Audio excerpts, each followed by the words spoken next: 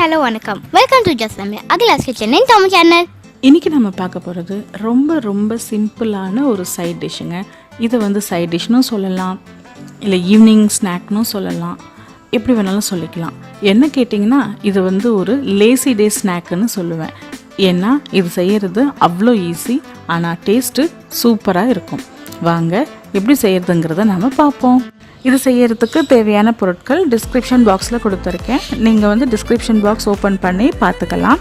அதே மாதிரி உங்களுக்கு இன்னும் நிறைய ரெசிப்ஸ் செய்யணும் அப்படின்னா நீங்கள் என்னோடய வெப்சைட்லேயும் போய் பார்த்துக்கலாம், இல்லை என்னோடய ஃபேஸ்புக் பேஜ்லேயும் இருக்குது, அதையும் போயிட்டு நீங்கள் பார்த்துக்கலாம்.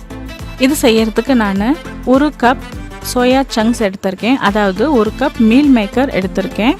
அதை நாம் நல்லா தண்ணியில் ஊற வச்சு, அதாவது ஒரு 30 to 40 மினிட்ஸுக்கு நல்லா ஊற வச்சுருவோம். ஸோ ஊற வச்ச உடனே அது நல்லா பெருசாகிடும்.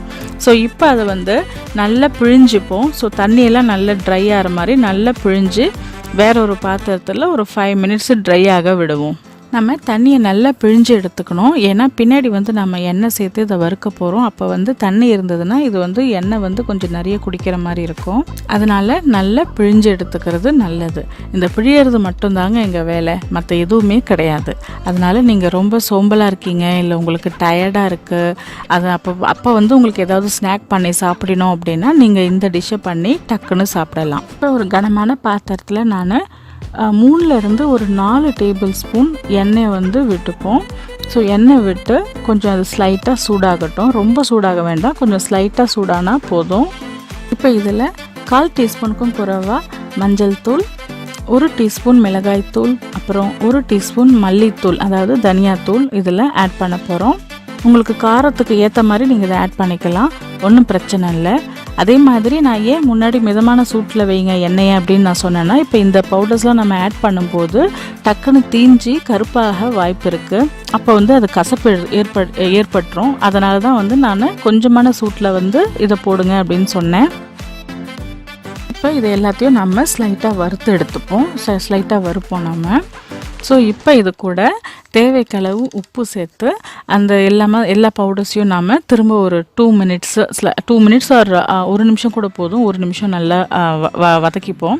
ஸோ வதக்கின பிறகு நாம் ஏற்கனவே பிழிஞ்சி வச்சுருக்கிற அந்த மீல் மேக்கரை இது கூட ஆட் பண்ணுவோம். ஆட் பண்ணிவிட்டு நல்லா கிளறிக்கிட்டே இருங்கங்க. எல்லா மசாலாவும் நல்லா எல்லா மீல் மேக்கர்லேயும் படுற மாதிரி நல்லா மிக்ஸ் பண்ணி விட்டுக்கோங்க. ஸோ மிக்ஸ் பண்ணி விட்டுக்கிட்டு இதை ஒரு 6 to 7 மினிட்ஸு மீடியம் ஃப்ளேமில் நீங்கள் இதை வறுக்கணும். ஸோ அப்போ அந்த எல்லாமே அந்த எண்ணெய் அப்புறம் அந்த நம்ம ஆட் பண்ணியிருக்க சில்லி பவுடர் எல்லாமே இதில் ஒட்டிக்கிட்டு சூப்பரான டேஸ்ட் வரும். இது ஸ்லைட் ப்ரௌன் கலராக ஆகிற மாதிரி இருக்கும். ஸ்லைட்டாக கொஞ்சம் தீர மாதிரி வர்ற சமயத்தில் நீங்கள் அடுப்பை அணைச்சிடலாம். ஸோ இப்போ பாருங்கள், எல்லாம் நல்லா சூப்பராக ஆகிடுது. ஸோ எல்லாம் நல்லா மிக்ஸ் பண்ணிவிட்டு நான் நல்லா வறுத்துக்கிட்டே இருக்கேன். இப்போ பார்த்தீங்கன்னா உங்களுக்கே தெரியும், கலர் கொஞ்சம் நல்ல ஒரு லைட்டு ப்ரௌன் கலரில் எல்லா மீல் மேக்கரும் ஆக ஆரம்பிச்சிருக்கு. ஸோ எல்லா மீல் மேக்கரும் ஆரம்பிச்சாச்சு. ஸோ இதுதான் கரெக்ட் ஸ்டேஜ் நாம் ஆஃப் பண்ணுறதுக்கு. இதுக்கும் மேலே நீங்கள் வறுத்தீங்கன்னா அது மீல் மேக்கர் தீய வாய்ப்பு இருக்குது, அப்போ கசப்பாயிடும். ஸோ அதனால் இந்த ஸ்டேஜில் நீங்கள் அடுப்பை அணைச்சிடலாம். ஸோ அவ்வளோதாங்க, முடிஞ்சிருச்சு. நமக்கு தேவையான ரொம்ப சிம்பிளான ஈவினிங் ஸ்நாக்கு ரெடி ஆகிடுச்சு. இது ஈவினிங் ஸ்நாக்காக மட்டும் இல்லாமல் நம்ம சாம்பார் ரைஸ் ரசத்துக்கு இல்லை எதுக்கு வேணாலும் சும்மா தொட்டுண்டு கூட அப்படியே சாப்பிடலாம், டேஸ்ட்டாக இருக்கும். ஸோ அதனால தான் நான் சொன்னேன் நான் இது ஒரு லேசி டே ஸ்நாக் அப்படின்னு. நீங்களும் இதை வீட்டில் செஞ்சு பாருங்கள். செஞ்சு பார்த்துட்டு எப்படி வந்ததுன்னு கமெண்ட் பண்ணுங்கள். உங்களுக்கு இந்த வீடியோ பிடிச்சிருந்ததுன்னா லைக் பண்ணுங்கள், ஷேர் பண்ணுங்கள் மற்றும் சப்ஸ்கிரைப் பண்ணுங்கள். நன்றி.